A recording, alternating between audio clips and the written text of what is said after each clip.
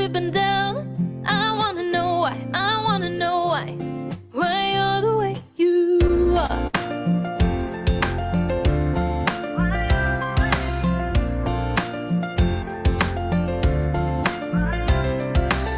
He's from the city, she's from the south.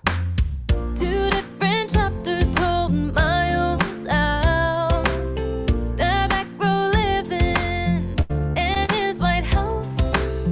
So many stories that I need to know. Not every story's written on a sleeve. Some stories take digging deep. Eyes wide open, words unspoken. Where are you going, darling? Where have you been?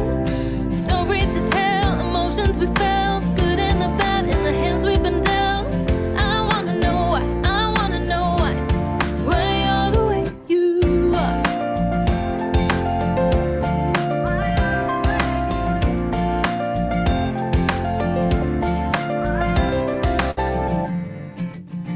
So many stories right in front of me. Some people climb to heights I've never seen. Too many falling down off their feet. These stories take digging deep. Eyes wide open, words unspoken.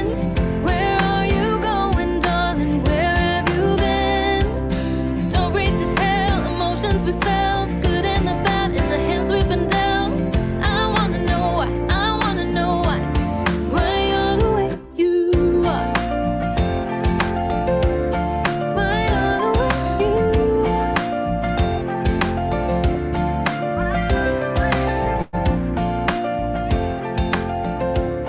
Why you're the way you are.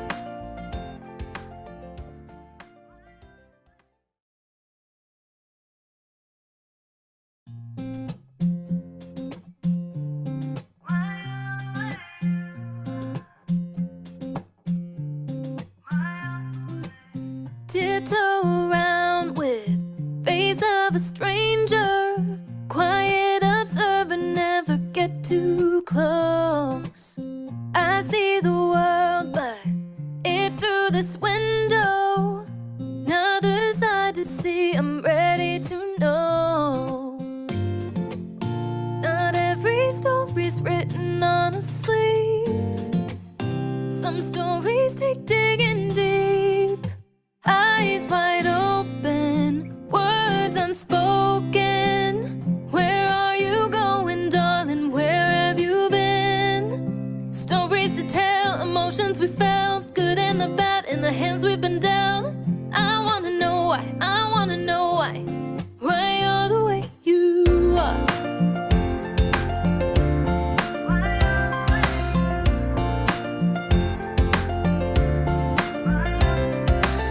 He's from the city, she's from the south. Two different chapters told miles out. They're back row living in his White House. So many stories that I need to know. Not every story's written on a sleeve. Some stories take digging deep. Eyes wide open, words unspoken.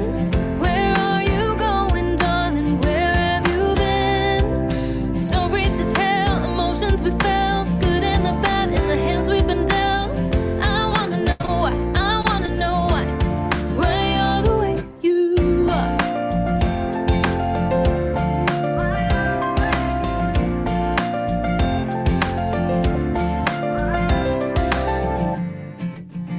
So many stories right in front of me. Some people climb to heights I've never seen. Too many falling down off their feet. These stories take digging deep. Eyes wide open, words unspoken. Where are you going, darling? Where have you been?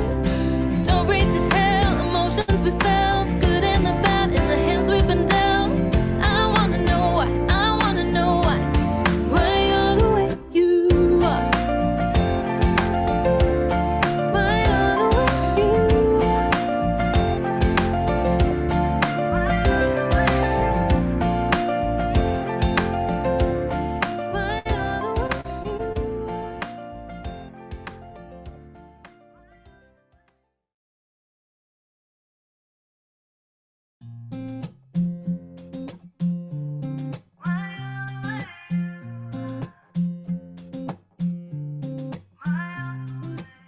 Tiptoe around with face of a stranger.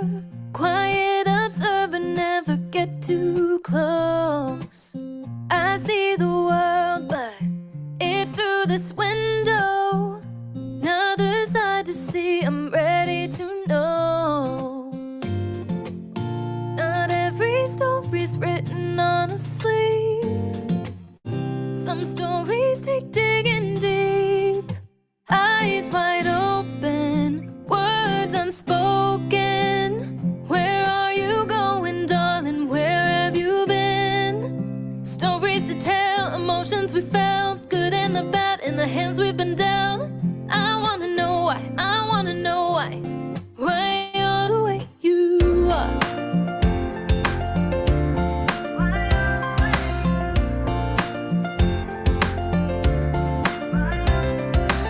He's from the city, she's from the south. Two different chapters told miles out. The back row living in his White House. So many stories that I need to know. Not every story's written on a sleeve. Some stories take digging deep. Eyes wide open, words unspoken. Where are you going, darling? Where have you been? Stories to tell, emotions we felt, good and the bad in the hands we've been dealt. I wanna know why, I wanna know why you're the way you are.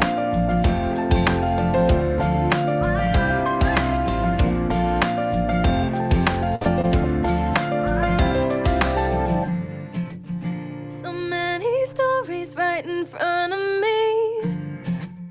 Some people climb to heights I've never seen. Too many falling down off their feet. These stories take digging deep.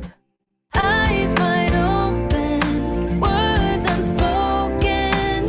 Where are you going, darling? Where have you been?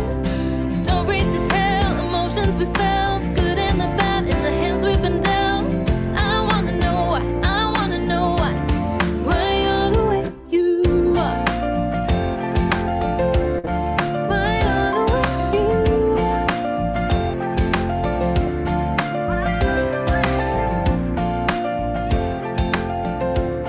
Why you're the way you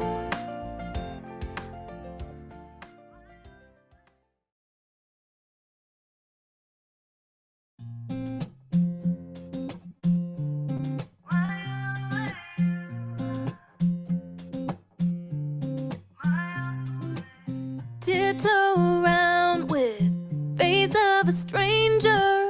Quiet observer, never get too close. I see the world, but it's through this window. Another side to see, I'm ready to know.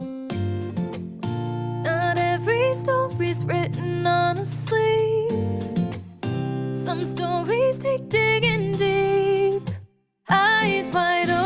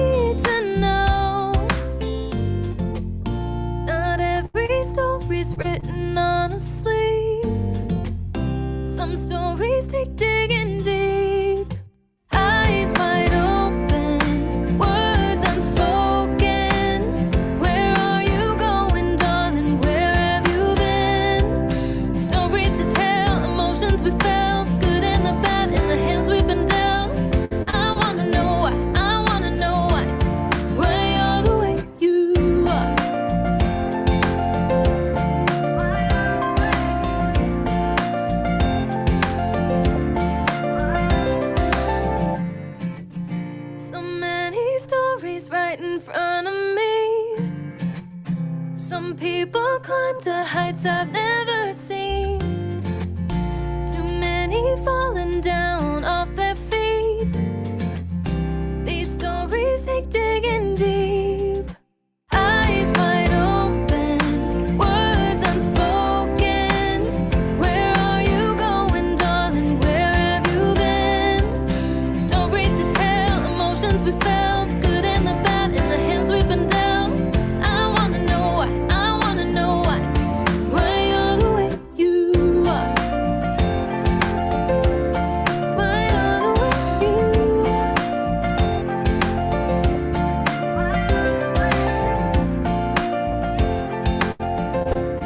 Why you're the way you are.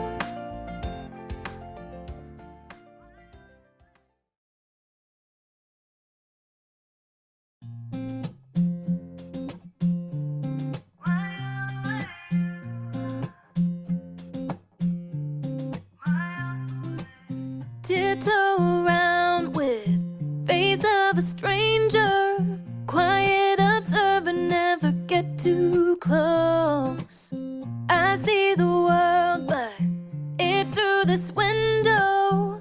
Another side to see, I'm ready to know. Not every story's written on a sleeve. Some stories take digging deep. Eyes wide open, words unspoken. Where are you going, darling? Where have you been? Stories to tell, emotions we felt, good and the bad in the hands we've been dealt. I wanna know why, I wanna know why you're the way you are.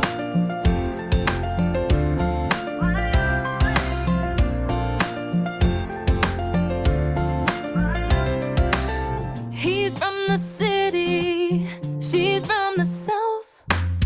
Two different chapters told miles out. The back row living in his White House. So many stories that I need to know.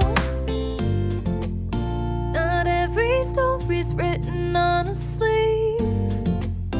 Some stories take digging deep. Eyes wide open, words unspoken. Where are you going, darling? Where have you been? Stories to tell, emotions we felt, good and the bad in the hands we've been dealt. I wanna know why, I wanna know why you're the way you are.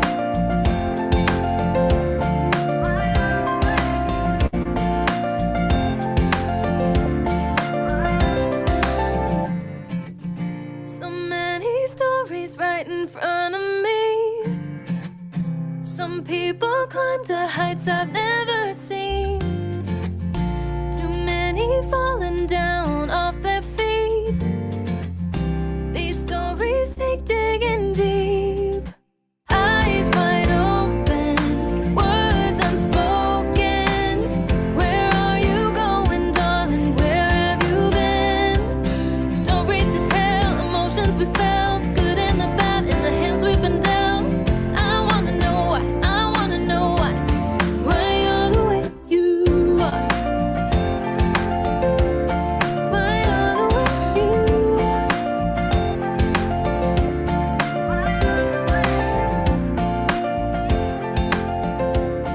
Why you're the way you are.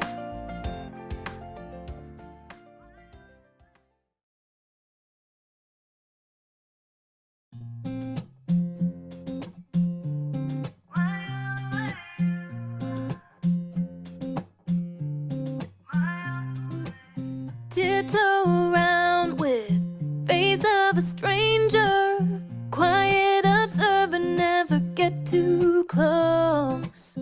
I see the world, but it's through this window. Another side to see, I'm ready to know.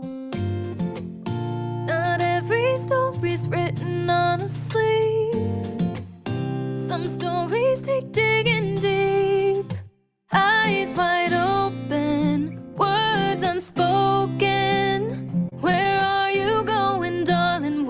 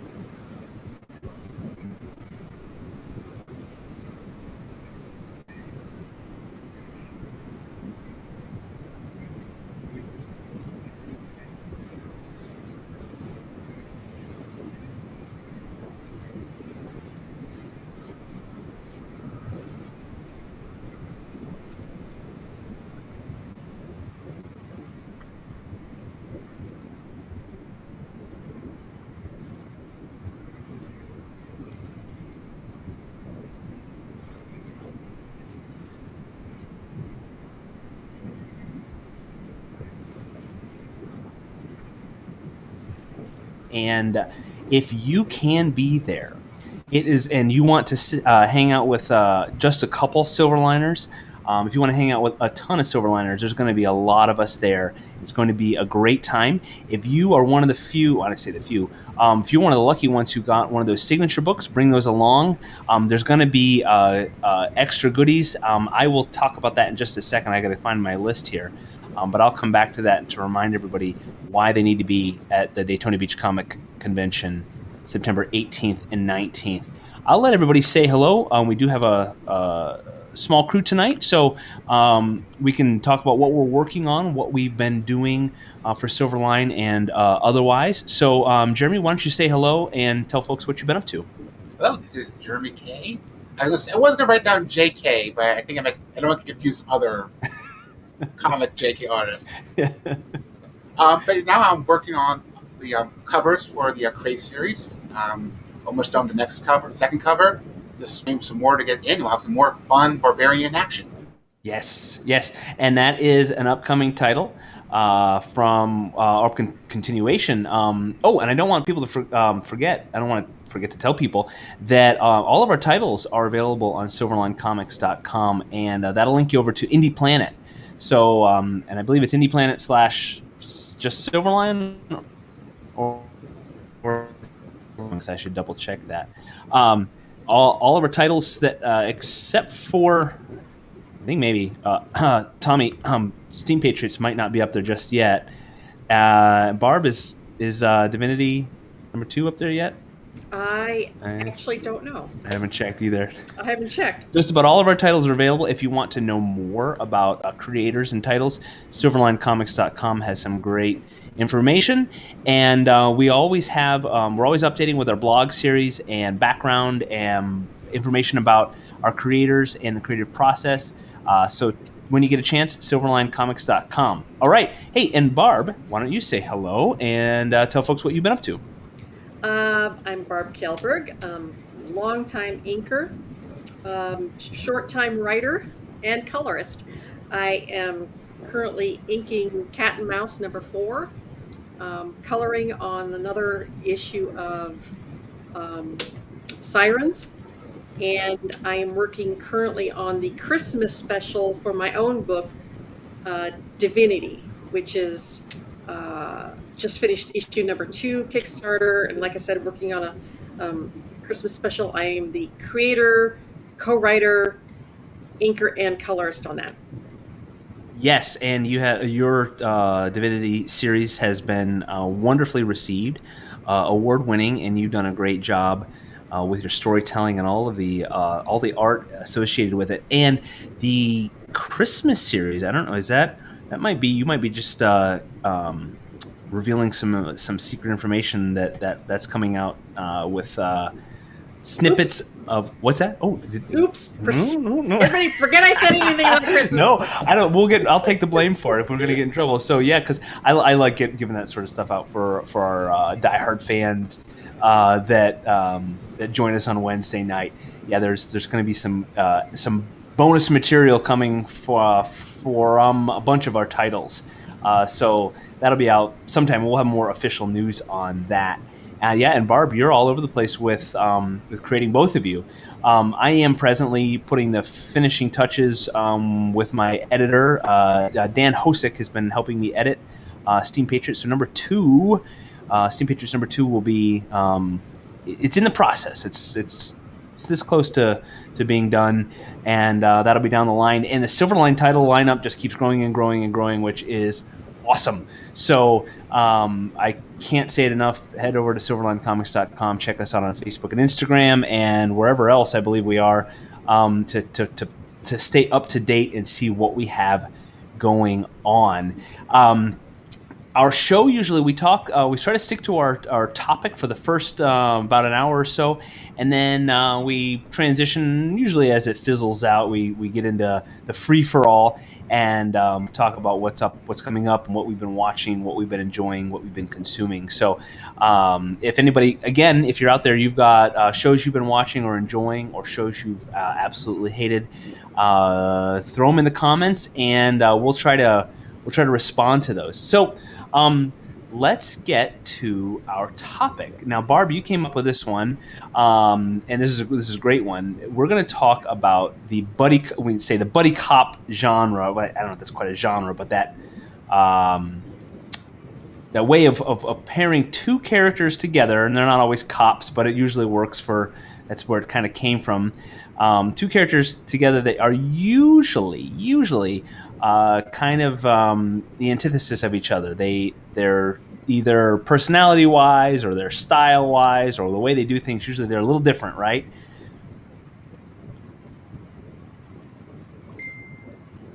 Hello? Yeah, are you there? Yeah. Is that the? Am I correct in my? That's the usual buddy cop? Oh yeah, I method. mean, when you think of cop buddies, I mean, everybody thinks of Starsky and Hutch and Miami Vice with Tubbs and Crockett. They always work well together. Mm-hmm. They're buddies. They hang out not only on the job but off the job as well. And I'm thinking it doesn't have to. We don't have to stick to DC and Marvel. Sure. Obviously. And it doesn't have to be two superheroes. It could be a superhero and their best friend, or two non-superheroes in the comics, or cartoons, or gaming. I don't want to limit ourselves here. And we're trying to stay away from the stereotypical sidekick, although there's some characters that really walk the thin line between, they could fall either way. Yeah. Yeah, and I wouldn't mind if we, as we discuss the difference, or what we might think might be sidekicks or the buddy cop, and that is tough from the storytelling standpoint. Having two main characters, and often I would think as a story evolves, one might naturally become the leader of the group, but not always. So that's a tough one to keep that from happening, but we can definitely discuss that. The buddy cop motif comes from that pairing two people up. A lot of times, so I was kind of going through some examples here. I just did a quick search. A lot of times they put personalities that are different. The Lethal Weapon. Oh yeah, that's a good one. Yeah, even Law and Order. They always make the cops. One's the straight-laced, right? One's the Murtaugh and Riggs. Yeah, thank you. I can never remember anybody's names. One's more straight-laced, by the book. What were even the cops in Dragnet were Joe Friday. Yeah. I can't remember the other one. Yeah, neither can I. Their personalities, their style, because that makes it interesting, right? And and just like we've talked about, I know we're trying to stay a little different than sidekicks, but it gives them somebody to point. Let's say, you're like this, and then the other guy's like, you're like this. It's leaving characters alone in any story is difficult. It takes skill to make it interesting. And wait. Can you guys see Roland? No. Oh, okay. I can. Oh God, are you there? Yes. No, wait.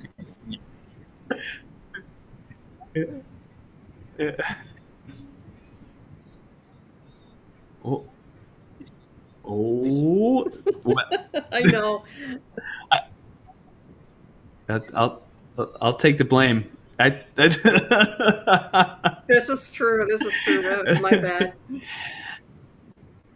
We're just throwing little crumbs out there, right, Roland, for all of our fans. Okay. I like little crumbs. Little crumbs are great.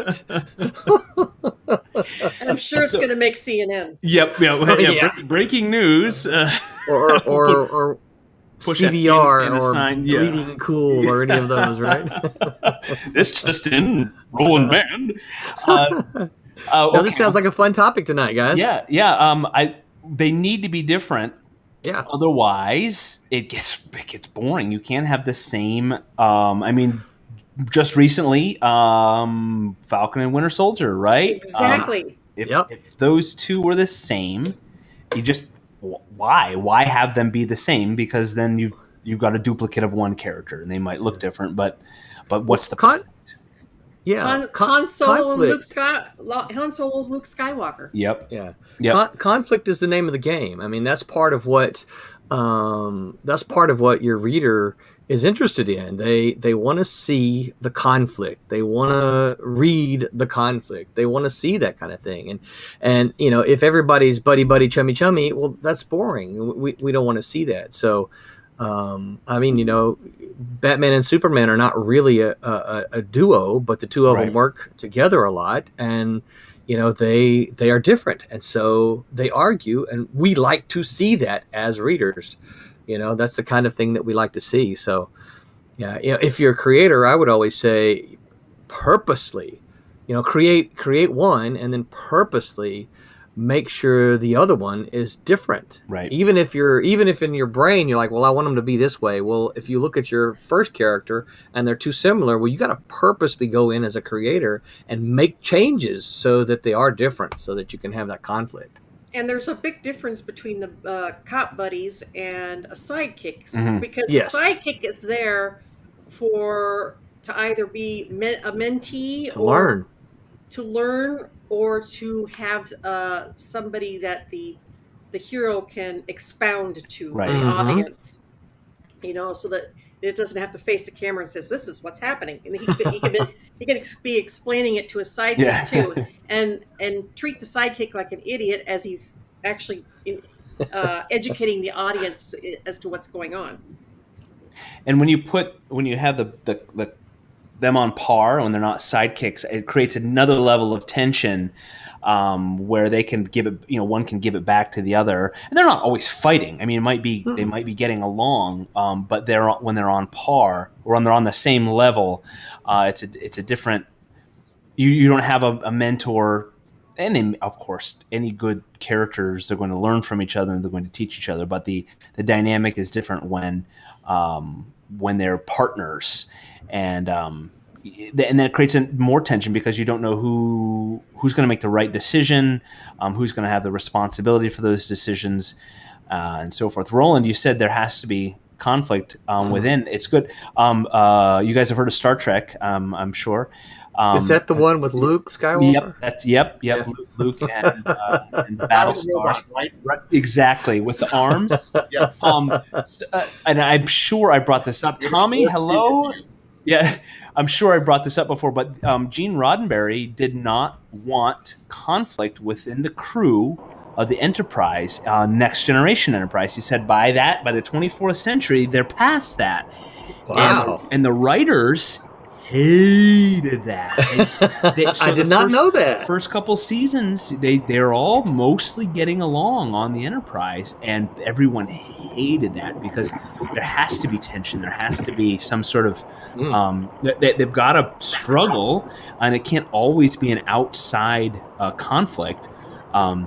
So yeah, a lot of it sounds Star Trek-ly sacrilegious to say that when Gene Roddenberry died, the plot, the feel of Next Generation changed drastically, but it did, because he wouldn't allow conflict on the Enterprise. And Tommy, you're upside down on my screen. Yep. It's a good look for you. He's pulling a Dean. He's like he's in a fighter jet. That was like. There we go. Hey Tommy, where are you right now? Can you guys hear me? Yep. Yes. No, you can't. Yes. Oh, you can. Oh, yes. No, I'm on the 408 in Orlando. I heard y'all talking about buddy type stuff, and I wanted to give the ultimate buddies. Yes. You ready? Go for it. Ernie and Bert. Poor Ernie. Yeah. Arnold Schwarzenegger and Danny DeVito. Yeah. Oh. Twins. Ernie and Bert. The very first time I realized that there was buddy kind of stuff like that going on. Ernie and Bert. I'm going with Ernie and Bert. Well, I was going to say Mario and Luigi. Oh boy. Oh yeah. Now they. Oh, Ernie, but way before. Our Tom and Jerry, I know they fought a lot, but they loved each Tom other. and Jerry. They were good buddies. Bugs and Daffy. Abbott and Oh. Costello. Abbott and Costello, yeah. Just Laurel and Hardy. Yeah. Yeah. But you know, one of the things to note about all these things is that how good they all were, right? Yep. Uh-huh. Oh. Tintin and Captain Haddock. Oh my! We're that's really a good. going back that's now. a good. Yeah, Boy. yeah. That's has everybody seen the newish? It's probably a decade old. The Tintin movie. Yes. I loved Yeah. it. I thought that it was was a great good. movie. Yeah. It's a really good movie. But yeah, Bert and Ernie, they even had strife. They had elementary level. Yeah. She used to Strife. argue. They would Yep, argue. they argued, but they resolved it in about 3 minutes, right? and I would say that something like I don't know if anybody watches, but something like Bones, Booth and Bones were a little bit different. Sam and Dean Winchester. You know, but they ended up having a romantic relationship. You know, Is there a what show like that with a male and female lead? Did they not? Because in Castle and Psych, Moonlighting. and The Mentalist, and Moonlighting, do they ever not end up together? I mean, I'm not saying it's a bad thing. I'm just saying, do they ever not end up together? I don't There know. was one here recently. I can't remember the name of it.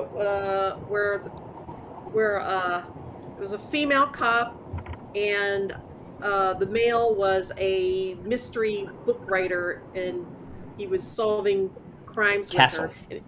No. He If they're was cousins, gay. they can't line up together. So I know a show of cousins. He was gay, so of course they're not going to.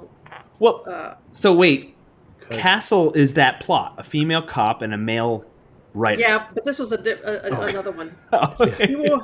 A different one. I can't remember the name of it. It was just recent.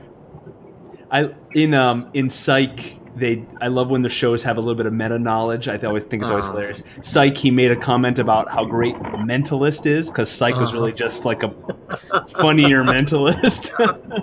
yeah. Psych is a fantastic show. Hey guys, I'm gonna go. I'm gonna thank leave you all to it. I just wanted to pop in and harass Barb a little bit and say hello to you all. Welcome you back, Scott. Thank you, Roland. Now that you're done walkabout, Yeah, in my drive about. So and to say it's good to see Jeremy. Yeah. Tommy looks like he has disappeared from his car. He's turned the lights off. I think he's Turn right. Right. So I'm trying to Make a U-turn, you the, idiot. the camera past, I just said 3 cops, and I didn't want them to see me holding my phone up funny. Tommy, you're doing a great job keeping your eyes on the road too, because we're all making faces at you. Ooh, Tommy. I got to get back to work on some files to send to Kablam, but I'm going to listen to you guys. All right. Oh, See y'all. cool. Thanks, Roland. Okay, actually, I need to go. I have one question for you, Scott. Yes. You were gone for like 3 months. Did you actually walk all the way to the West Coast and back? Is that what happened? I was gone for a month, and I did drive. I think you walked. I know it- I think it was 3 months. I know it felt like much longer. I know everyone was just in anguish over my absence. It was 1 month. It was actually it was a month. One whole week was spent at a family reunion, so it was 3 weeks of driving, a little over 3 weeks. Y'all look like you had a lot of fun. So We had that a was cool. we had a blast. Had a very good time. Saw lots of I'm going to beautiful go. country. Love you guys. Y'all be good. We'll talk later. I got to get off the road before I kill myself or somebody See you, else Tommy. here. All right, bye. Now I don't know how to hang up this thing, so we'll see how that works. Jump back on when you get home. Yeah, if you can. Maybe I might do that. Okay, all right, bye. Bye. I don't say Tommy brought up a good one. John Candy and Steve Martin. There you go. Planes, Trains, and Trains and Automobiles. Oh my, that is a little tidbit again. Some of that filmed in Batavia, New York. That is right near where I live, along the Route 90. And there's a motel that's not so well. The motel that they use in that movie. Yeah, that's a great movie. That's a great movie. Good. Yeah, good. And when you go with the physical. This difference as well, which is, Laurel and Hardy, Abbott and Costello, they physically different. It just adds to the if there's differences, it adds to that dynamic.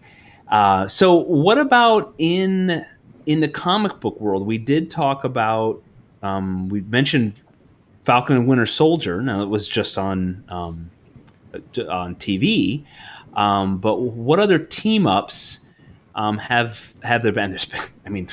There's probably countless team ups.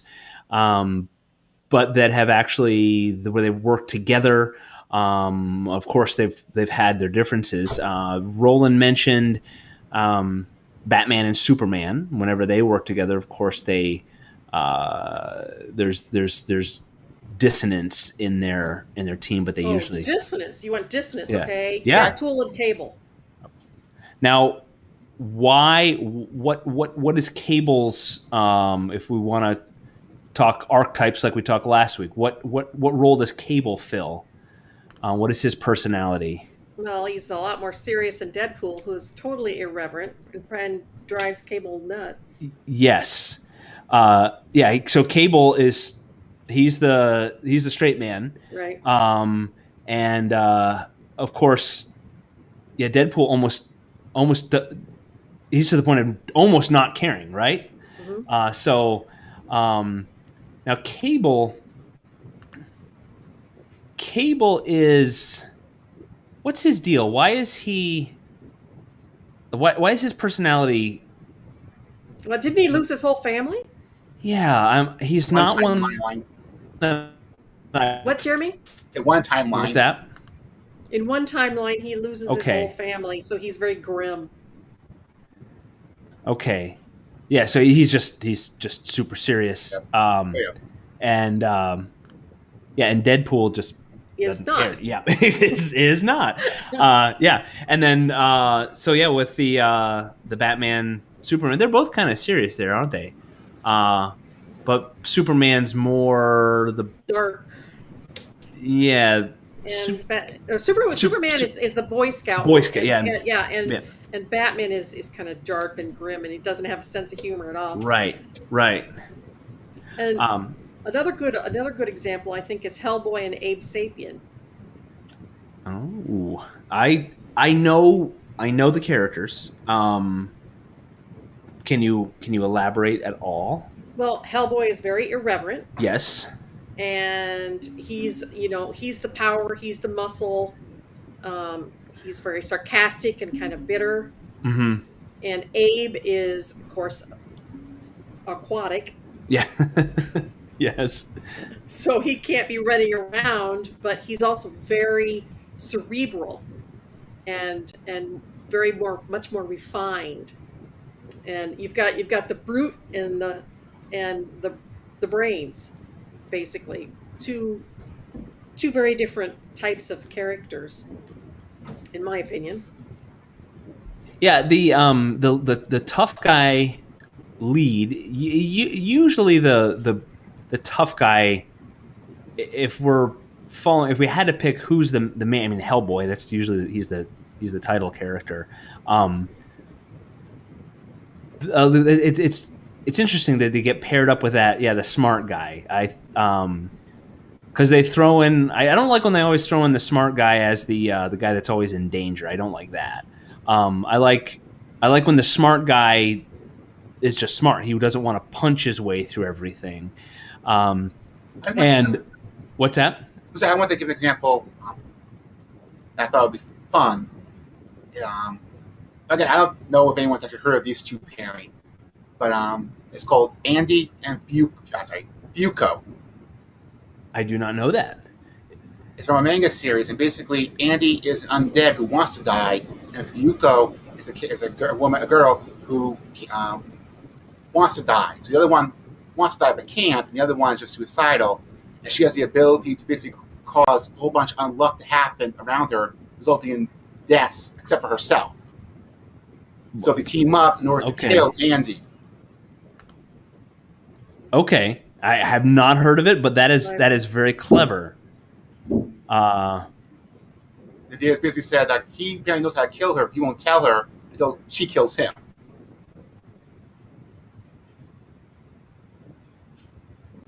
Okay. Andy and Fuko, Fuuko. Yep. Yep. So I just love that pairing where one wants something from the other, and basically it's this weird trade that basically ends in both of them dying. The only way for the girl to die is to fall in love from the bottom of her heart with the man. So basically, as soon as she does it, she dies. So the whole time he's trying to get her to kill him, and basically through that trade-off, they both eventually wind up dead. That's cheerful. Spoiler. I mean, there's also buddies that aren't terribly opposite. I mean, my favorite buddies in comics is Booster Gold and Blue Beetle. And they're both kind of idiots. You know? Well, he's pairing with Batman and the Flash. Yeah, but they're fun. You know, they were kind of like there was Ice and Fire and Booster Gold and Blue Beetle, and that was the best when they were all together. And they weren't that opposite. I don't think Betty and Veronica are that much opposite either. That's why Archie has such a hard time to choose things. That's right. That's right. And I don't think Harley Quinn and Poison Ivy are a whole lot different either. They've both got issues, but they make a great pair. But do they go through an entire story? And I don't mean the whole arc. I mean episode, whether it's a comic or a cartoon or whatever. Do they go through without any strife? Is there ever a time with? Okay, even though they're the same. So I'll go back to Psych. Sean and Gus are both idiots, just like you were saying. They're both dumb, but they will usually disagree on something somewhere in the episode, and they'll have to fight it out, however they do. And usually, the decision is the wrong one with Psych because it needs to have comedic value, and then they've gotten themselves into trouble and have to work their way out. So, you're right though. If they're both similar, they're still going to be. So then, if they're similar, maybe, and I don't know if this is the case. So they may want the same thing, and that creates the problem. They may want something that there's only one of, or I don't know, but there's always seems to be some sort of conflict. There's got to be something. Well, what if the conflict is external? What if it's those two against the world? Yeah.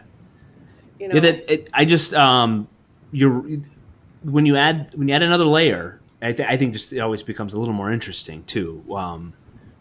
When you have just like with the Enterprise, the crew, if the crew has a problem while they're fighting something else external, that's another layer to make it interesting. But it doesn't always have to be the case.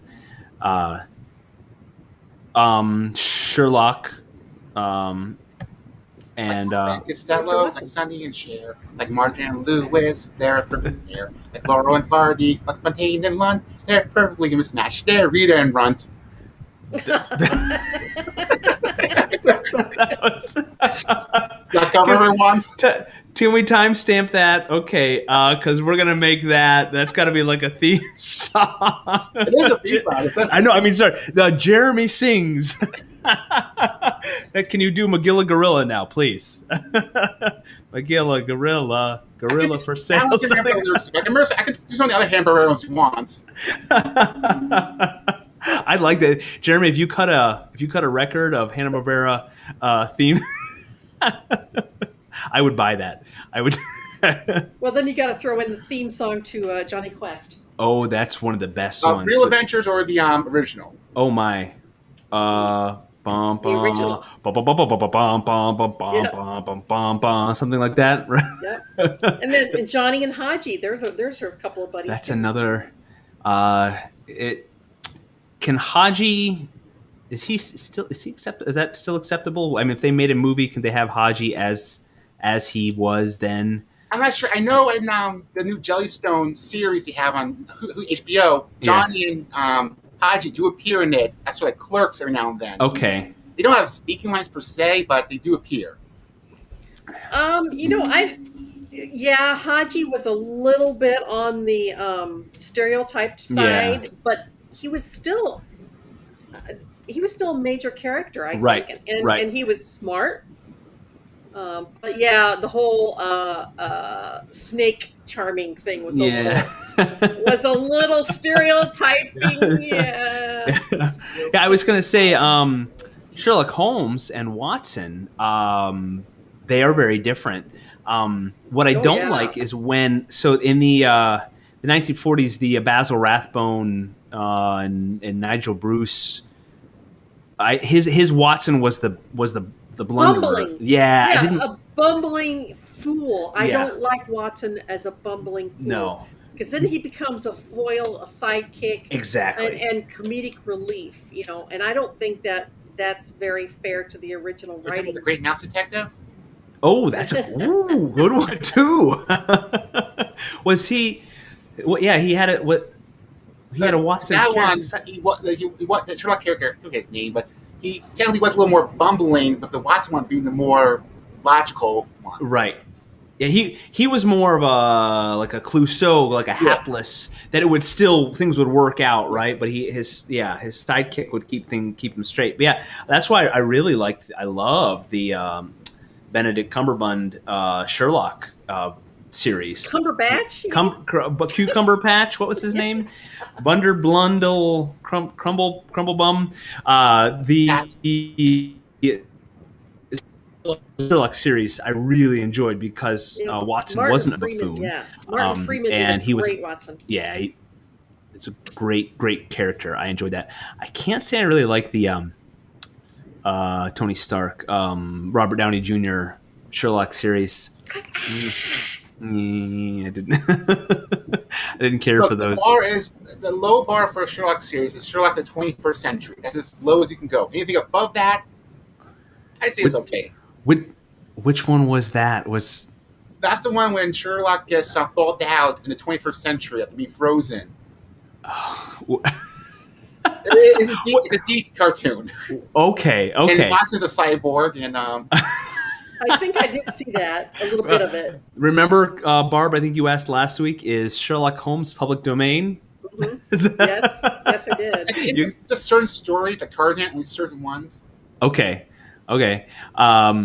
That's almost on par with the Adventures of Young Indiana Jones. Remember that from the 90s? That was. But I didn't know that Harrison Ford did make a cameo appearance in that show. They did. He bookended.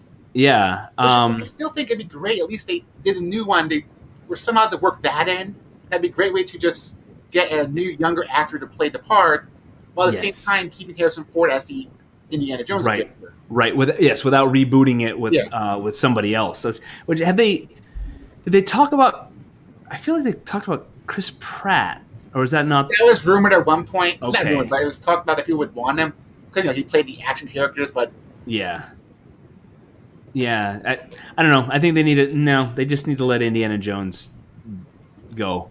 But we're talking buddy shows here, and he always had sidekicks. There was Indiana and the monkey, and then yeah, he always had sidekicks. So buddies. Yeah.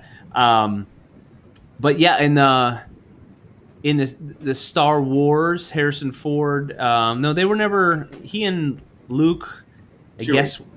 Yeah, Chewie. Yeah, would be his buddy. Was Chewie a sidekick because he doesn't? Well, yeah. See, I kind of put Chewie into the sidekick category. We really don't know what he's saying. You and R2D2 sidekick, wouldn't they be considered? They would be the buddies, yeah. But they were Luke's sidekicks. So remember, they did have their own movie at one point.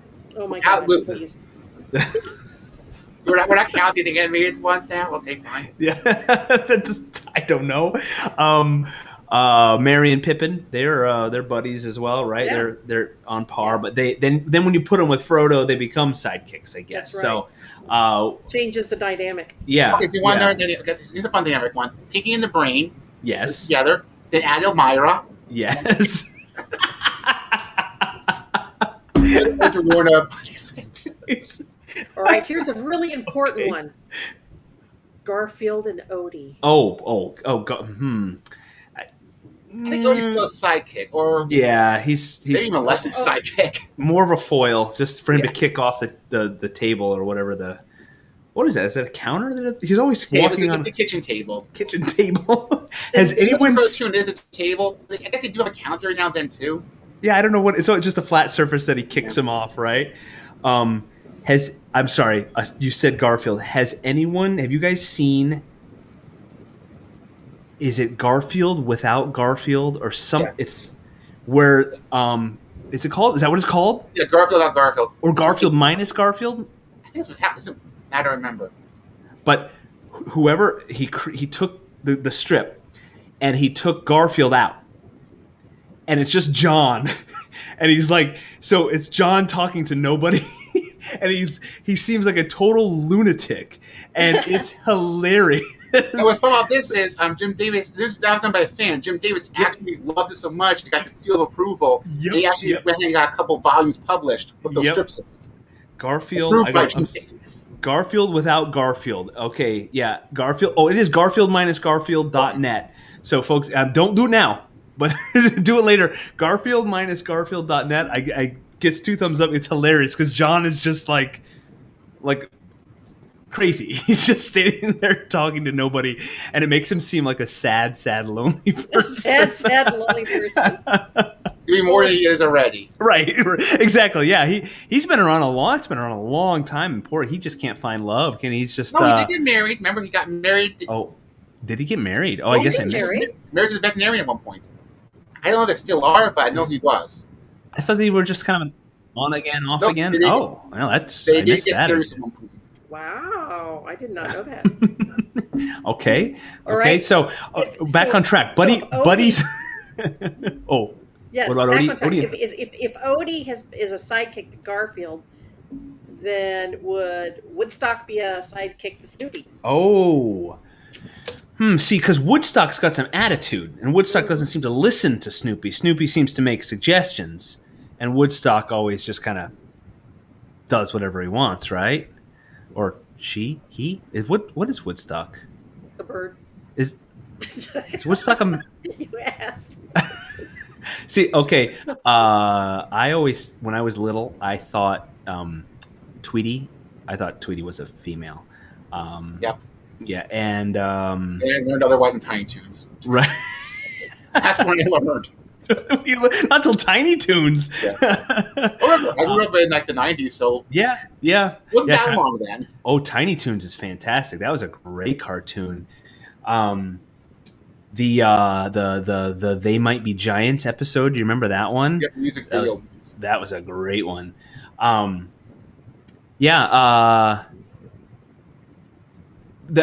I don't know. Okay, so let me go one that would be controversial. Scrappy Doo. Oh boy, Scrappy Doo. That doesn't count, Jeremy. I- We're not even gonna pretend Scrappy ever existed. It's Shaggy and Scooby were the buddies. yes, that's a great one. That's good because Remember, not Velma. Daphne also joined them from some adventures as well, without the rest.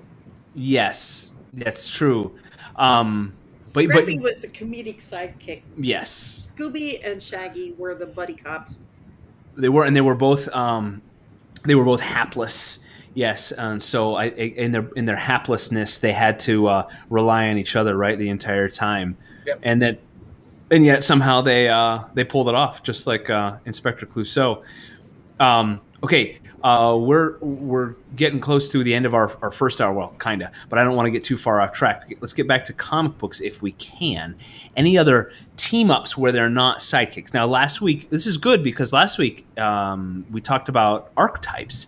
So if anybody wants to go back and listen to our discussion on archetypes, we talked about the roles they fill and how very often pairing up different archetypes makes for interesting dynamics, which is what we're talking about today.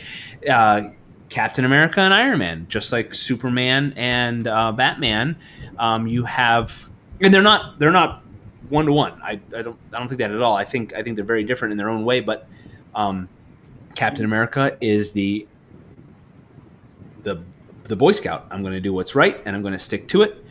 and Iron Man is the reckless for a while, but when you pair them up, he's the a bit more reckless, gonna go it on his own, and do what he wants. Basically, Tony Stark is Riggs, and Iron Man or Captain America is Murtaugh. Yes, yeah, and it creates problems. It creates tension. They could both be awesome in their own way, and you can see what they want to do, the ends they want to get to, but it creates tension on how they want to get there, and it creates great character dynamics. But they're better together, actually. Yeah. Except the whole Civil War thing that created a bit of a. Let's not talk about Civil War. Which I think is my favorite. Civil War. Really, I don't know. I like Winter Soldier too. The movie might have been my favorite. Did you hated Civil War because of the strife or because? Oh, I meant the comic books. Yeah. That was. I don't like seeing my heroes hate each other and that much. Yeah. That much at odds. It's disturbing. That's the couple pages of Iron Man and Captain America fighting. We're talking the first incarnation of Civil War, right? Like 2000. What was that? 3? Yeah. It was the Registration Act. 2002, 2003. When who blew up with New Mutants? House of X. No, that's the one when they created the alternate world. Didn't it start when it was mutants, and the mutants were no longer, basically the mutants were now the majority, and the non-mutants were the minority. And after that got reversed, led into the Civil War. I thought, now, what? Where is it is it Pinball? What's that guy that bounces around from the New Mutants? New Mutants. Oh, I know what you mean now.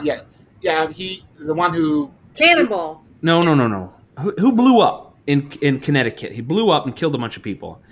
Oh! I do know that, but I can't remember his name now. And I thought that was part of because that's when they needed to start the Registration Act, because they couldn't have these mutants or enhanced or superheroes or whatever operating without some sort of oversight, and they wanted. Isn't that, or am I mashing up my? No, that's what led into it. Okay. Nitro. Maybe I could look it up, but but that scene when it culminates later on with Captain America and Iron Man kicking the tar out of each other. You're right. That's difficult to read. That was tough, and that's why the scene at the end of Civil War, the movie, with Iron Man, Bucky, and Cap fighting. Wow, that was. And I think I don't know if they did, but I felt like they stole like shots directly from the comic book. Yeah, I think the worst scene in that whole movie was when Cap says he was my friend, and then Tony says so was I, and basically Cap threw it all away. Yeah. For one man. Yeah. Yeah, you create that drama, you create those dynamics, you create the characters that you love, and then when they fight, that's good storytelling. That's really good storytelling. What other team ups have there been? And there's Human Torch and the Thing. Oh, they were a duo. It's like they were separate from the Fantastic Four. They're working together for various series. We're being I'm told Cannonball, and I'm told Stephen Brown says Nitro. So we're gonna have to look that one up. Sorry, folks. I'm showing my ignorance here. We're talking 2002, 2003, beginning of the Civil War series and the Registration Act. Right? I could be mashing it all together, that. Do you realize that's almost 20 years ago that this storyline was? Yeah. We're aging ourselves. Jeremy, you say the Human Torch and the Thing, but wasn't Ben Grimm and Reed Richards like best friends? Yes, no, but the Human Torch, just Johnny. So there were separate storylines, and even like a special duo issues that just had the Thing and Human Torch, Johnny and Ben, together. Okay, I didn't know that, but that makes sense to me because I mean, Reed and Sue are off doing their thing, and leaves the brother and the brother-in-law out in the cold. So I can see that where they would be getting together and having fun, go out and having some beers and Yeah, yeah, and being on par, not as a sidekick. Either one as a sidekick. Yeah. Or yep. Nitro. It's the New Warriors, not New Mutants. I'm so sorry. Nitro blows up. Yep. And yep. Thank you. Yep. That from the Googles. I'm not going to give credit to anybody. Yep. First ever superhero Civil War, and I didn't look up when that was. When was that? That was. When was that? I don't see it real quick. Yeah, and I did get Connecticut, right? you got something right there. Yeah. Somebody blew up. That was one. They made a lot of one-offs in that, little one-shots in the Civil War world, and I had a buddy with a comic book shop, and he was pulling comics for me. And one month I went in, and he had like a stack. It was like $100 and some dollars. I hate it when they do that. I hate it when they do that. I can't afford all these. See the next part of this arc in this book, and then in that book, and then in that book over there, and it's like I only collect one of those. I can't. Right, I can't do it. I wish I could. Marketing. I wish I could. I think it's a horrible marketing strategy. Keep it where they're all over the place. So we can wind down on the buddy cop idea here, and but if I don't want to cut anybody short, it seems like the buddy concept is a great way to not do the same sidekick thing, the one person in charge and the one person tagging along. It allows both characters to really be a lead character. And I would think from the writing or the storytelling perspective, it creates a cool opportunity to be able to write both of those characters, but then giving them equal time and writing them both well would be difficult. And I'd love the opportunity. I've got a buddy coming along for my hero Felix. I don't want to reveal too much. He's not going to be a sidekick, so he's going to be his own unique character that's going to, of course, add to the story. And really, like I keep saying, I don't want to leave my hero alone. He's got to have somebody to talk to. It's not going to be Ben Franklin the whole time. Sorry. So he'll have a new character. And Barb, you've been, I've noticed your heroes, your two leads in Divinity, have their own characters, and neither is the main. I mean, Divinity is the title of the comic book, and Divinity. Zach and Olivia are the foils. Yeah. Yep. And same thing in the comic I create and self-publishing as well. Mm-hmm. Yeah, and who are your characters, and what are they? If you want to give us a quick. Yeah, sure. Basically, the whole start of the comic. Basically, the comic itself is about Earth finding out about the existence of aliens. As a result, the treaties form left for import and export of goods, and it gets exports to pop culture and media. The aliens just love Earth's imagination, entertainment. They love it so much that they decide to come live on Earth, experience the Earth life. So my comic follows one alien as she comes from an exchange program to save her host family. She causes trouble with them because all her knowledge comes from comics, movies, games, and so forth. So the comic, the main characters are the alien character and the human, boy character who she lives with, or is using an exchange program with. And it's basically the alien character. She's very hyperactive. She, very, very, basically a big fandom type character. Always loves expressing what she loves. The other one just wants to live life and not be bothered by all of that. So you have the more serious character dealing with the alien character. The problem is that the alien character comes from this sci-fi, planet. She can recreate all the stuff she sees in these comics and stuff, with her technology. Oh, I like that. That's clever. Yeah, and so the Earthling is the straight man. Yeah. Is that what you're saying? Okay. Yeah. Yeah. And and it's Earth, right? Is that it's kind of like when someone comes and visits and they're amazed at everything around you, and you're like, well, it's just this is my normal life, right? But just that she starts getting confused because then she starts thinking that the stuff she's in the comics and stuff exists. Yeah. If she sees it doesn't exist, she says, okay, you know what? I'm going to make it exist. Okay. It takes out her technology, just recreating it. I like that. That's very clever. What's the title again? Alien Summer. Alien The whole Summer. thing takes place over the course of one summer. So I like that. It comes to stay for the summer. That's cool. That's cool. And where can people get that? Right now, I'm still publishing it. I'm in the middle of getting the storefront set up for it to sell online. Oh, perfect. And Okay. I do have a small publisher who's going to be helping me actually have a Christmas issue coming out soon, which I hope to have everything ready to start selling online by then. Oh, excellent, excellent. Yeah, we'll have to promote that for you because that's fantastic. I love it. Yeah, and your characters that you've got exactly what we're talking about. You've got two buddies that are different, and neither's the sidekick or the hero, right?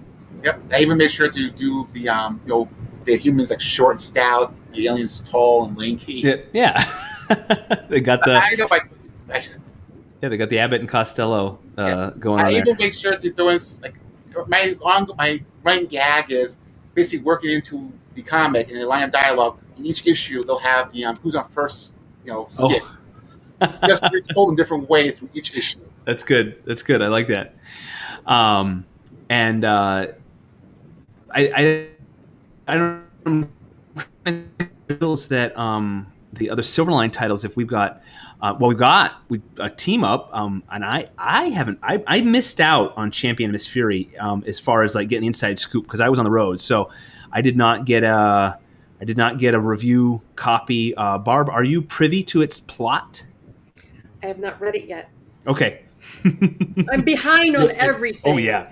When you add to real life is kicking my ass. Yeah. When you want to read everything out there, and then the Silverline titles, and like I said at the beginning, the Silverline titles are coming fast, and it's fantastic. But I'm behind on my pull list. I'm behind on my Silverline books. I'm behind on everything. I'm behind on everything too. I'm behind everything. The comics are getting my pull list. I'm like 6 months in. I'm behind on watching Loki. I was just gonna say that we can start. We're hitting 9 o'clock. 9 o'clock. I've only watched the first of Loki, and I did see the first What If episode. So I said the first two. Okay. Yeah, I haven't seen that either. I don't want to spoil much. We can talk a little about that Loki. I'm on the first episode, so I enjoyed it towards the end. It does get fun. I don't know. I'm gonna keep watching it. I'm enjoying it a little. It's some. I don't know. There's something I can't quite put my finger on. I'm gonna withhold my judgment and my feelings on it. It's just something. It's very low key. Yeah, you think of Loki a little more, which towards the end it does get. The end towards the end definitely bigger. Gets that. Yeah. Yes. I think, and this follows with our theme here tonight. I think Falcon and Winter Soldier was really well done. It was interesting. They played well off of each other, and currently, I think on TV they are the best buddy cop duo on TV, or was on TV, because it ended. I would like to see a Black Widow and Hawkeye team up, because I think they're great in the comics. They're best friends in the comics and in the movies. I think we're getting more Black Widow at this point. Yeah. No. Yeah, I would like to see them go back and do the Budapest storyline in a short story, like they did for a 6-episode. Disney and Scarlet are they're not getting along. Yeah, I know. So don't know about that, but I did see.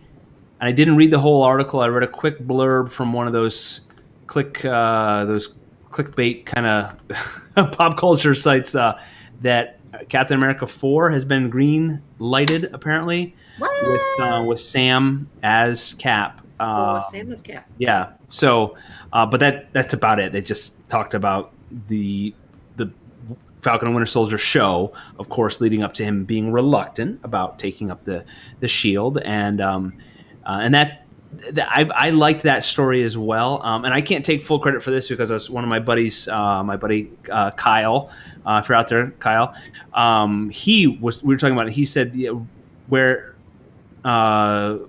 Sam is reluctant and disillusioned now, and hopefully he will grow to not be disillusioned as a superhero and as Captain America, whereas Steve kind of went from starry-eyed and then got a little disillusioned at the end and had to make some adjustments about right and wrong, black and white, and those sorts of things. So it's interesting how one story went this way and one story is going opposite with the character growth.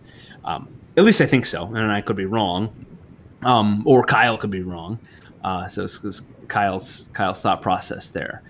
Speaking of Captain America buddies, the What If one with Captain Carter and Steve Rogers. Yes, that was a fun one. It was good. It was really fast paced. I mean, the amount of storytelling that they crammed into 30 minutes. They try to assume that you already know what goes happens. I mean, that's like the actual What If comics. Right. They can't tell the entire Dark Phoenix saga. Right. What issue, but they do anyway. Right. And the who said it that animation has an unlimited special effects budget? I don't know but Captain Carter and her butt kicking way outdid anything the movie Captain America could do. I'm sure they could have. But the amount of bodies that were just flying and she was throwing and punching and flinging and I haven't seen it yet, but that sounds interesting. I'm really hoping for a good Captain America crossover with Carter, with Sam, with Tom Steve. You could have all three of those come together, one big. That'd be cool. That article I read hinted at Steve being in it somehow, or not in this, but still coming back. Here's a question: I haven't seen it yet. Is Steve Rogers? Is he wimpy Steve Rogers, or is he bulky? Oh, in the what if? There is a twist to it. There is a twist. And that lets him allow the fight. Interesting. Yeah, Okay. Yeah, it was clever. It was very clever. It made me rethink. I never did the math. How old in the movie in the Marvel Cinematic Universe? How old was Tony's dad? Because if he was, I've done that a few.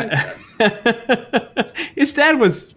He must have had Tony when he was in his 60s. 60, yeah. It happens.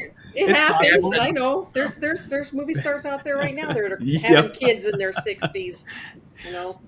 They're these young nubile things. Right. I explain some other things going on with Tony too. Other things in the pop culture world. Barb and Jeremy, I don't know. We're all kind of in the same boat. We're trying to get work done and we can't consume everything. I'm episode 1 on Loki, the first episode of What If. Enjoyed Winter Soldier and Falcon. I really like that. I would love if they kept expanding both of those characters. I love as an actor. What is his name? Sebastian Stan. He's a great actor. He's a great character. His Bucky character. I'm looking forward to Star Trek. The what's the one with Captain Pike? Strange New Worlds. Is that what they're calling it?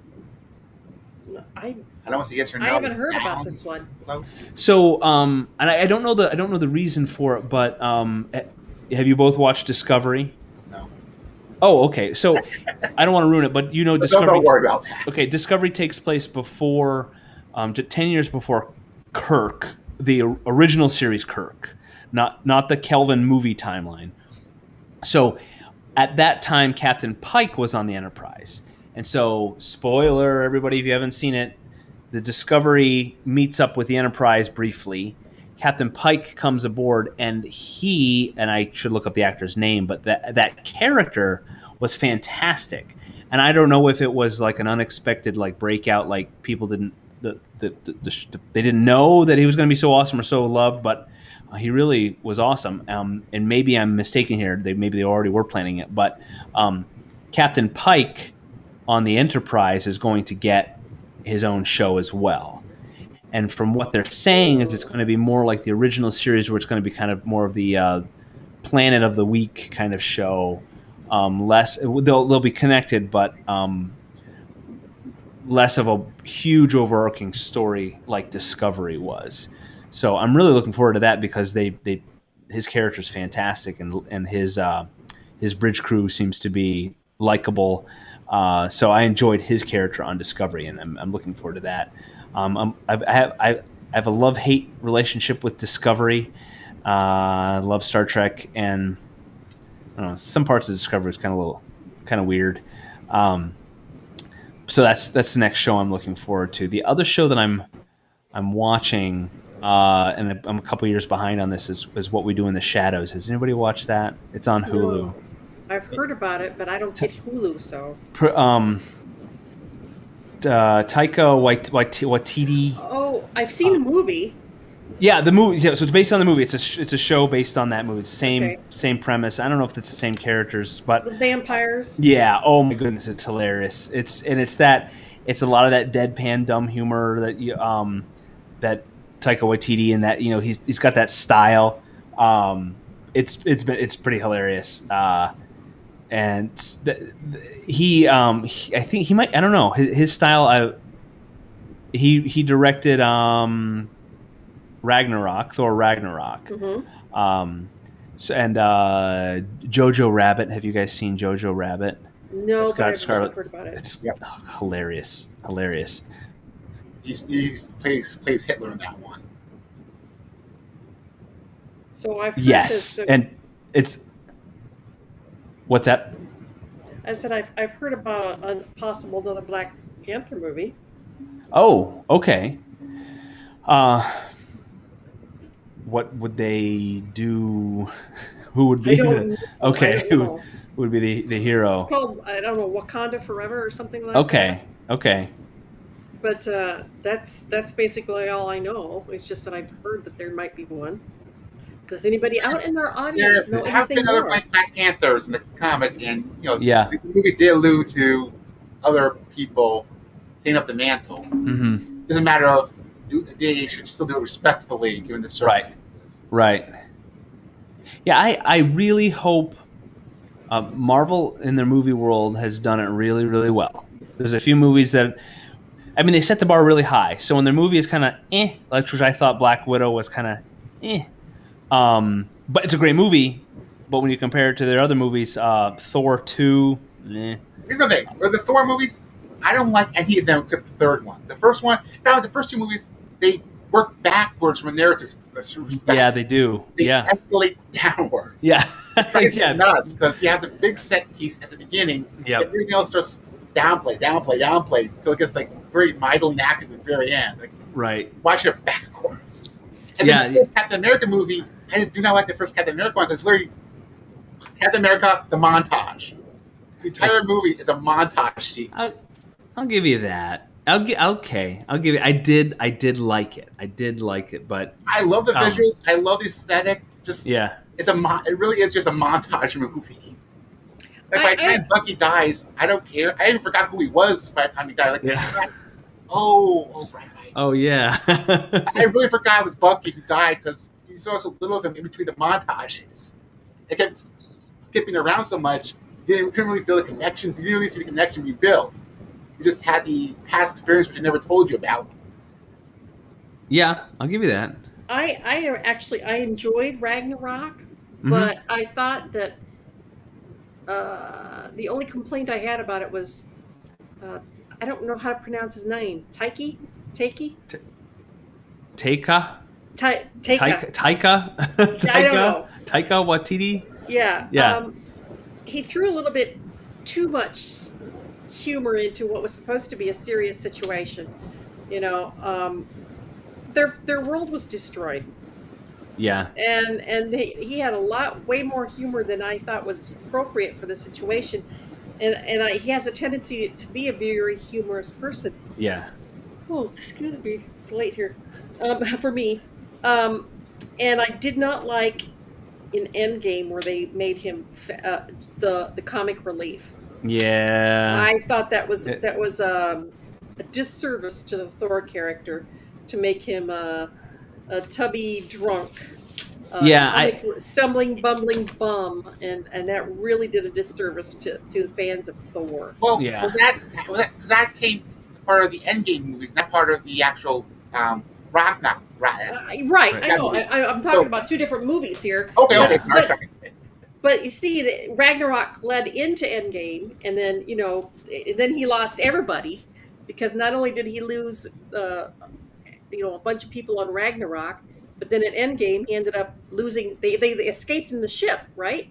And in Endgame, they're in that same ship, the Statesman, when they get attacked by Thanos, and so then he loses even more people and his brother. So that turns him into this. Sorry. That turns him into this stumbling drunk. All of his hits that he took with Ragnarok and Endgame, and I thought that was a disservice to the character of Thor. I agree. I think it does make sense, that progression, because if you lose someone close to you, you do get a little depressed. If you lose an entire civilization that you grew up with, you would be very depressed then. So it does make sense from one perspective. I do agree with you. Yeah, I do agree with you, at least for his character. It's a little weird to see him have that. I think it was very OOC, for out of character. I think it became comical. That's the problem. It was too comical. Like, we're gonna laugh, ha ha ha ha ha. Life's tough for Thor. Oh look, it's Fat Thor, ha ha ha ha. Yeah, ha ha ha. And then suddenly his armor and his uniform comes on, and he fits in it, and away he goes. Yeah. It there was no transition, and it was too comical. I really. I'm sure Chris Hemsworth didn't mind, because he didn't have to sweat and be so cut for the movie that we're on those movies when they have to be so cut that all their muscles show. They're actually dehydrating themselves. Yeah. So I'm sure he didn't miss that part of it. Putting the Thor character aside, I do think Chris is a very good comedic actor. Right? Oh yeah, he is. Again, putting the Thor character aside. Yeah. Honestly, I was more bothered by how they treated the Hulk. That was what I was more bothered by. And in what way? Just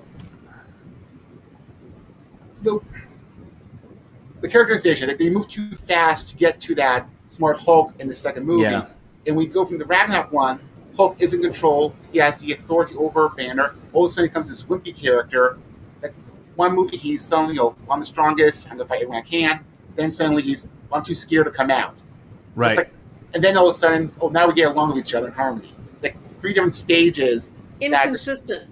Yeah. And he missing between each stage. And then Hulk ends up doing nothing in Endgame, right? Yeah. He didn't even come out because he's scared. He got scared because he got beaten that one time. Yeah. It does not seem right for his character. Right. Yeah. But I read somewhere online where one of the directors of Endgame was also saying that wasn't the only reason he wouldn't come out. Another reason he wouldn't come out was because people only liked Hulk when they needed him. And so not only was he upset about losing to Thanos, but he was upset because they only wanted Hulk when they could use him. Okay, but you won't take that into account. At that point in time, Hulk does have at least some brain power, I guess I'll say. So when he realized then that he didn't do anything, if Banner would be killed, and if Banner's killed, he's killed. So wouldn't it make sense then to at least come out to defend yourself? Protect himself. Yeah.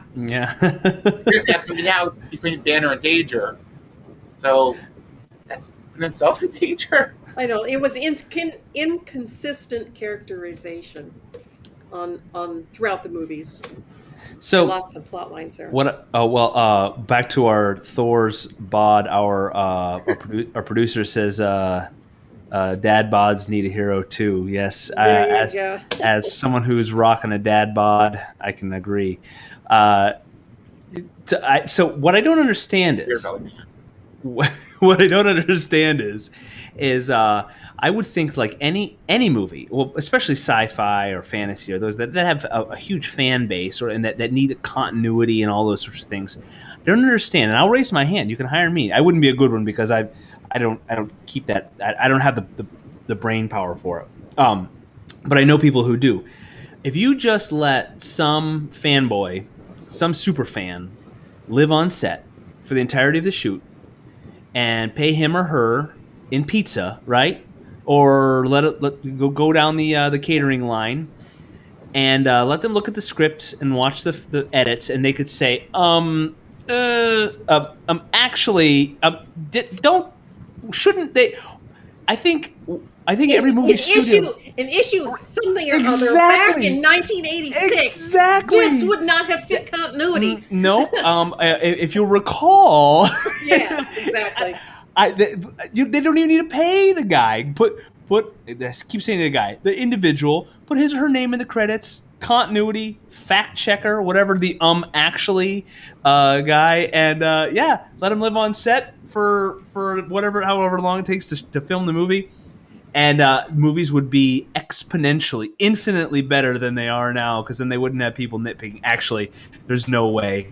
There's always going to be a nitpicker. There's a fun anecdote I heard of one of the podcasts I was listening to. Some of the people who worked on MASH, they did this one episode based around this news article they read, things like one of surgery things. Yeah. A few seasons later, someone picked up a similar article, and they forgot they did the previous one, so they went ahead and did an episode that's basically the same one as the earlier one, not realizing they're doing the same episode twice. And the actors didn't even realize it? No one on the set realized it. And they're basically almost done with shooting before someone finally picked up on it. So we go through MASH, you actually see a couple episodes that basically the same plot line. Same plot. There's an episode of Scrubs, and Dr. Cox, he's got a weird haircut. They actually named somebody Dr. Cox. Well, yeah, it's a last name. It's know. why, Barb? What's the question? He was probably extremely good looking. He's actually no. I can't think of the actor's name. He's in a bunch of stuff. He's one of those guys that's in a lot. In Office Space, he's the guy that says, "What would you say you do here?" That I don't know what else he's been in, but he's got a weird haircut. Like it was from one episode to the next, his hair changes completely, and then the next episode, his hair's back to normal, and then later down the line, he shaves his head for a reason, and I checked. Did I watch him out of order? No, somehow I don't know why. Because they never addressed his haircut in that one episode. So I always wonder. Superman mustache up, basically. Yeah. I never understand. I don't understand. I'm surprised when you got a budget that big and those things happen when you have so many people. It always makes me feel better about any project I'm working on, anything I'm working on, and there's I know I can't be. I'm dealing with the American Revolution in my story, and I've not hit it big time enough for nitpickers to be out there. I'm sure someone will find something. There's got to be. But I was watching James Bond, all the James Bond series, all the movies were on Amazon, and Amazon has that they call it X-ray or something where you can on your TV you can click and it'll bring up behind the scenes stuff for not everything, but on the computer, if you leave your mouse over to the side of the screen, it'll be like it'll scroll through as the movie's going, and the James Bond movies are just riddled with mistake after mistake after mistake, and I think these were just about their entire life. The Bond movies are just about the biggest movies when they come out. And in the 60s and 70s, they're huge movies, and the number of mistakes that are in them is staggering.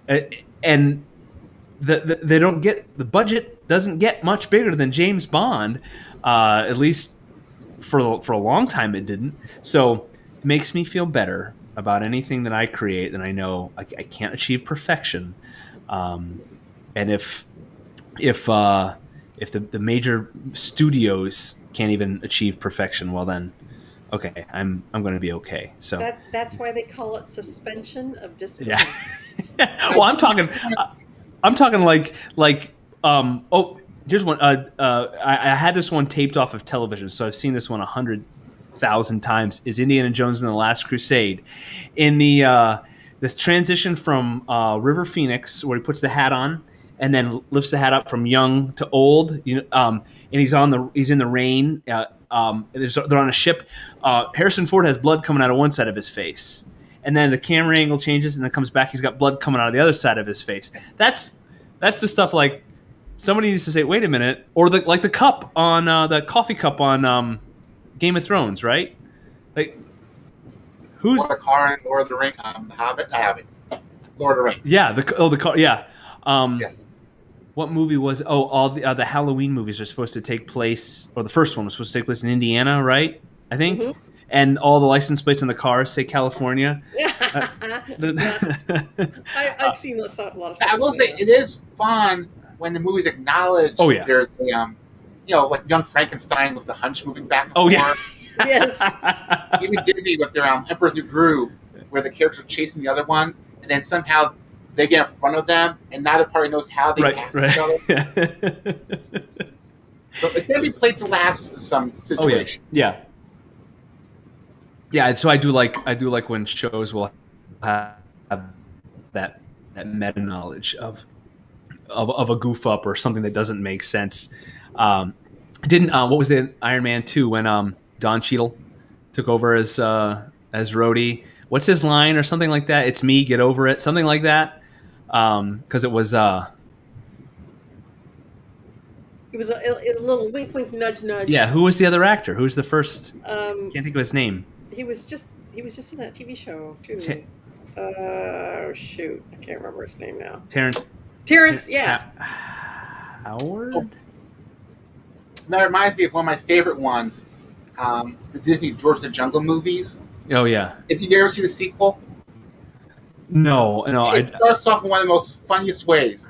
Basically, you have the after the intro, you have the narrator, saying up the story. You see the George character swinging through the jungle. All of a sudden, the narrator stops the narration and says, "Hey, wait a minute! You're not Brendan Fraser." The actor turns and says, "They couldn't afford him."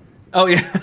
It's just the perfect delivery. It's just such a great break, and it works for George the Jungle too. Yeah.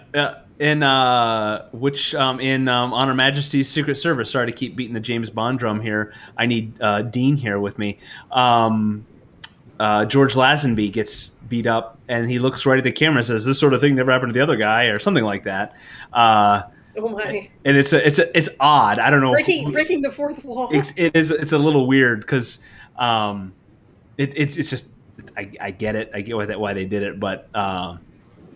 It's a little odd for the James Bond movies, which that's not my least favorite. I think Moonraker might be my most hated James Bond movie. But I say all these things because I know someone's out there with their Wednesday night bingo, which characters we bring up, and I have to bring up James Bond and Star Trek. Star Wars. We have to bring up Star Wars. We do bring up at least one Star Wars episode. And I have to bring up Robert Downey Jr. every. Yes, we know your crush, Barb. We won't tell anybody. Nobody knows. It's such a secret. One fun meta one I love is it's not that it's a continuity mistake, it's just that it's them acknowledging continuity. There's a Rocky and Bullwinkle episode where Boris is going to when Pat and Boris want to dress up to fool them, and they basically decide, why are we even bothering at this point? They never realize it's us. They've never seen us in person. Right. So it goes up with disguise, and they don't recognize them. Right. I recently found myself in that same situation, a continuity situation. I was inking a page of Cat and Mouse, and there's a character, the Widowmaker in Cat and Mouse, and she's got a gem for one eyeball, right? she's got a gem in one eye and a regular eye in the other eye. And I'm inking the page, and all of a sudden I realize that I've inked the entire page with the gem in the wrong eye. Oh no! Yes. The great one I'm doing. I'm not sure if everyone will get mad at me for mentioning this, but one of the characters, every couple of pages, he loses a shoe. Like he was wearing a boot in one page. Next thing I was wearing like a sandal, then a boot again, then a sandal. It's all one scene, by the way. He's doing a quick change of his shoes. Nothing wrong with that. That thing that happens in a James Bond. He comes out of the water. I don't remember which movie, but he runs out of the water, and from the beach to the shoreline where he gets in a car, he has changed shoes. So if James Bond can do it, your characters can do it too. You know that Back to the Future thing where he had this scene with not Michael J. Fox, the one he had before when he filmed him, but in one scene he was wearing the jacket, the other one he wasn't, because he had the footage from the old actor. I forget his name, but they couldn't film a certain part of it, or they included it in the film in the movie. So as a result, the old actor. Yeah. What is it? He's got an odd name. His dad that played George. No, right. the one played Marty McFly, the one played him originally before Michael J. Fox came on. They had a couple of scenes in there with him in it still. And you can tell it's not Michael J. Fox in those scenes. He's even dressed slightly differently. Yeah, who was that? I have to look that up too. But I thought you were talking about who's the actor who plays his dad, the one who left over or was left. Played, I don't remember his name Crispin either. But Glover, thank you, Mr. Producer. Yeah, Crispin Glover. That's because right. they used to in Back to the Future 2, they use his voice from another actor because it's filmed from another angle. It wasn't there was a lawsuit over that about using an actor's likeness or voice or something without their permission or something like that. I don't remember all the details, but I remember something came out of that because it wasn't him. It was just his voice, though, and he didn't agree to that. What else? Has he gone on to do anything else? He's done something recently. I just saw him in, but I don't remember what it was. But he dropped out of the scene for quite some time, and I saw him on an interview on Johnny Carson or something like that, or late night talk show, right after when we were doing the Back to the Future movies, and he was a little out there. An odd duck. Just as much as his character wasn't. I thought, is he in character? That's what it is. He didn't really get along well with the cast, and everyone wanted him off. It's one of the things where he just was more annoying on set than anything. Oh yeah. At least that's what I read and heard. Like being on the talk. Remember that when Joaquin Phoenix was on Letterman that one time? Yeah. And he was chewing gum and being all weird. I don't know. I guess when you're a celebrity and you need publicity, you can do that sort of stuff. Now that I think of it, Back to the Future had a couple different recasts. Jennifer also was recast at one point. Yep. Our producer tells us Eric Stoltz. Was that the person who played Marty before? Okay. Yeah. But, wasn't he the Elephant Man? Eric Stoltz. I'm not sure. Back to the Future, and actually, if we we should have a nitpicker night of time travel movies because there's so many things, not just the time travel problems, but like the problems of them hiring Biff later on. Why would you hire Biff? The disappearance of Marty McFly in 1955, and not Marty. What was his name? It's the underwear. Klein. Calvin Klein. Yeah, some kid named Calvin Klein disappears, and nobody cares. I get it, suspension of disbelief, but there's sometimes when you really think about it.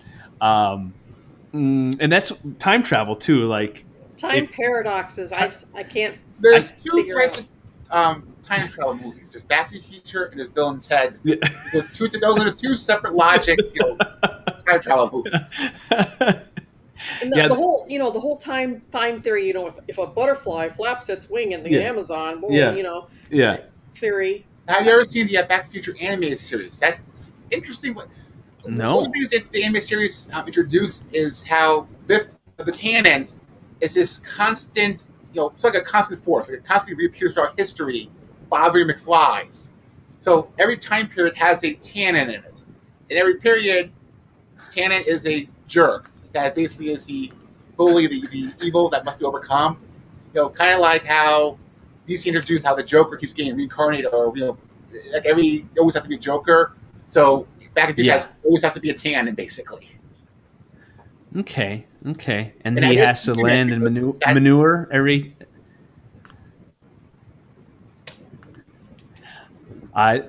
Jeremy, I think I lost your. Are you still there? Yes. Okay. All right.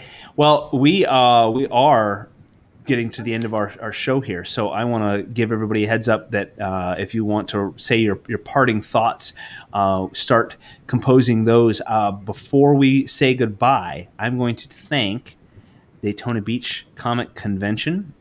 It is Daytona Beach Comic Con.com. That is September 18th and 19th. And for all of our Silverline fans out there, there's going to be a slew of Silverliners at the convention. And we're going to have all of our comic books. And we've got extra goodies.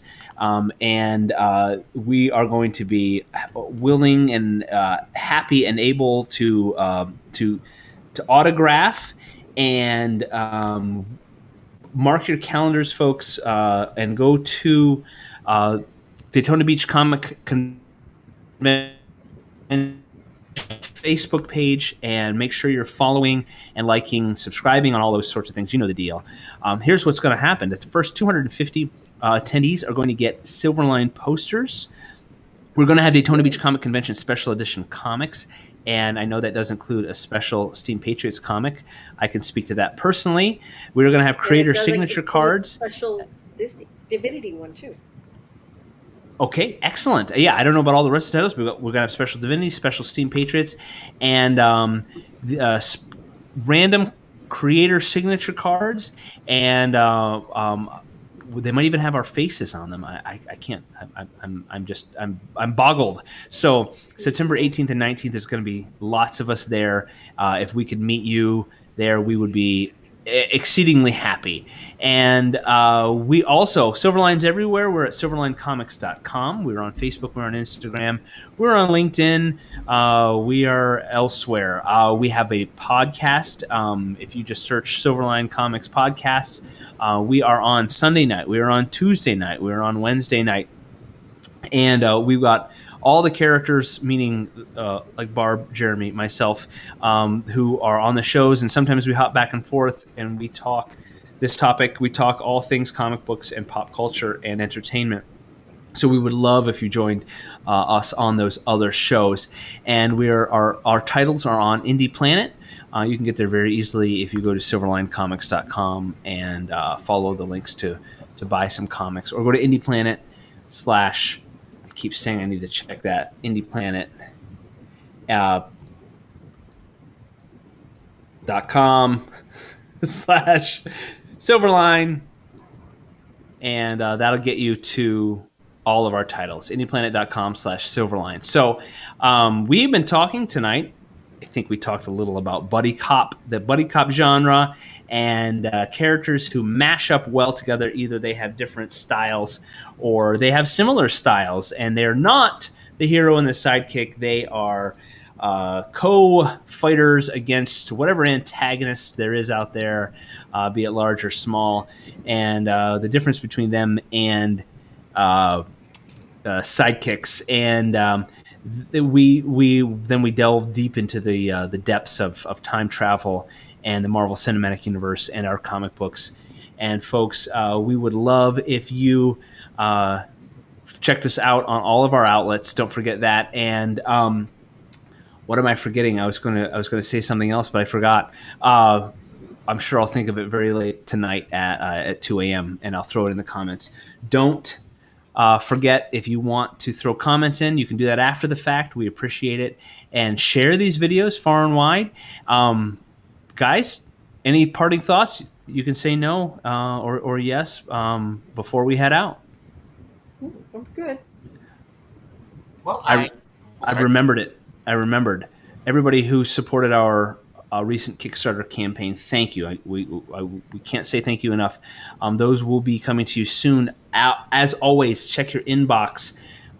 You should have emails from Kickstarter if you haven't seen those yet, if you have not responded. Roland hasn't told me if he's still waiting on anybody, but almost invariably there's somebody who has forgotten. You just don't see it. We need to know your address if you are actually getting a physical copy coming in the mail. And if you backed it at a certain level and your name is in it, if you don't get the information back to Roland in time, I think he puts you in his Poopy McPoop pants or something like that, and you won't get the credit that's due however you wanted your name. So thank you, everybody. Check your inboxes for Silverline or Kickstarter emails, and we will keep making great comics. And don't forget Sunday night, Tuesday night, and we'll be back here Wednesday night at 8 p.m. Eastern. That's a wrap for our show. So good night, everybody. And as always, make mine Silverline. We'll see ya.